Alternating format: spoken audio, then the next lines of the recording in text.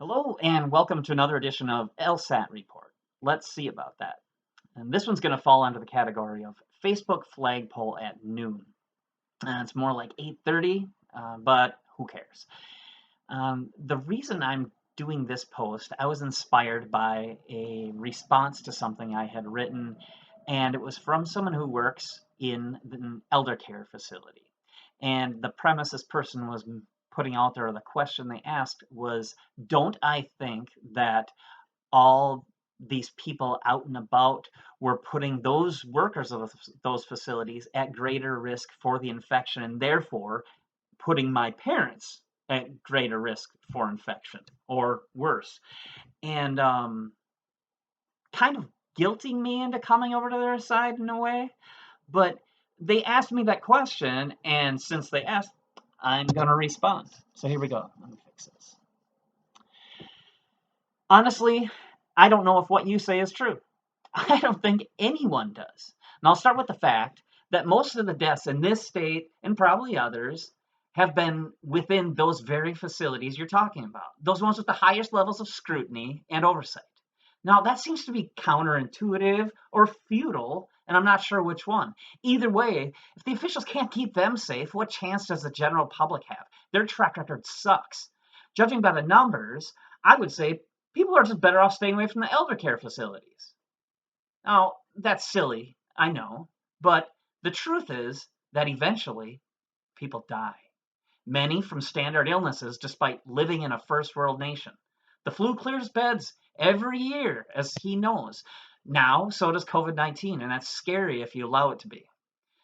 I think it makes more sense that those who are susceptible and those who choose to be around them professionally or otherwise should live responsibly as their position entails. I'm sure this person does, and I respect tremendously the care and patience exhibited by the caregivers I have met. As per the experts, theoretically, though, the more people infected would also mean the more people with antibodies. The more with those antibodies means there's less vectors for infection, and that would result in that burnout. Ultimately, how many are infected doesn't even bother me. Most don't know it. Most of the remaining only mildly. Without testing each and every US citizen, we have no idea how many infections there are.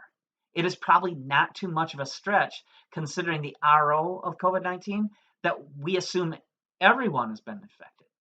That's what my EMT training taught me. Everyone's sick. So far, we've tested 3% of the population. Now, which test, antibody or otherwise, I couldn't determine. What matters really is the mortality rate of this virus. And as more and more cases are reported, that mortality rate drops, making it less scary day by day. As a population of 330 million, the CDC specific cause mortality rate is like 0.02%. That's with 83,000 deaths the last I checked. Now, the biggest questions I have for this person would be, how will you determine who to go near and who to avoid?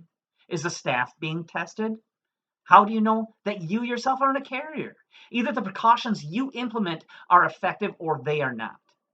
Another question to consider is it possible that infection is considerably more widespread than the continually revamped models under which we're operating? The RO of this virus indicates that the compounding would have affected our entire population. So original claims were that the first case in the US was near the end of February. That's when the social distancing and other protocols began. We now know it has been here since at least December, according to an NPR article I read. At that point, we were taking zero precautions, meaning COVID was spreading unabated.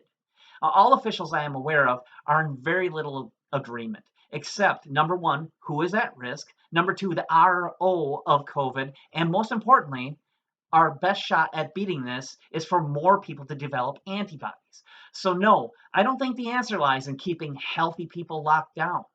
At best, it delays the inevitable. For the susceptible, this thing is basically a death sentence, from what I understand. My dad is on hospice. If he gets it, they will keep him comfortable until he no longer has to suffer. I'm guessing he wouldn't be the only one with comorbidities. Oh, I'm, of course, not wishing him to die. I'm just not fooling myself. We have much say in the matter. None on a long enough timeline.